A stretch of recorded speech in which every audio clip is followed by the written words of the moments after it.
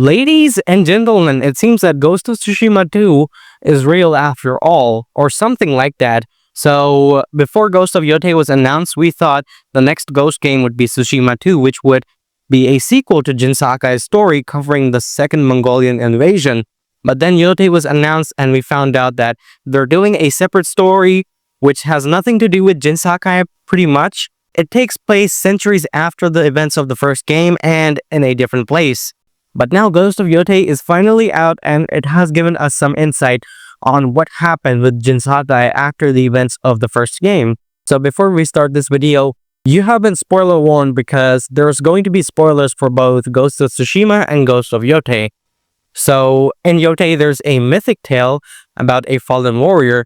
As you progress through it, you start seeing similar trinkets and horse saddles. But then in the end, you get his katana and it is revealed this fallen warrior was Jin Sakai. And then the game reflects back on the events of what happened in Tsushima. But the game also gives us insight on what really happened with Jin Sakai after the events of the first game. So Jin Sakai became the world's first shinobi, which made the shogun very unhappy. So Jin Sakai escaped Tsushima to escape from the shogun and moved to Izo in his final days.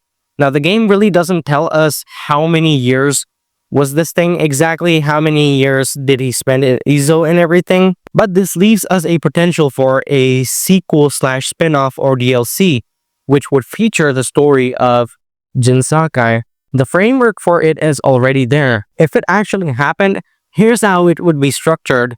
The game starts off with a small section of Tsushima, and then gradually you shift to Izo where you live Jin Sakai's final days.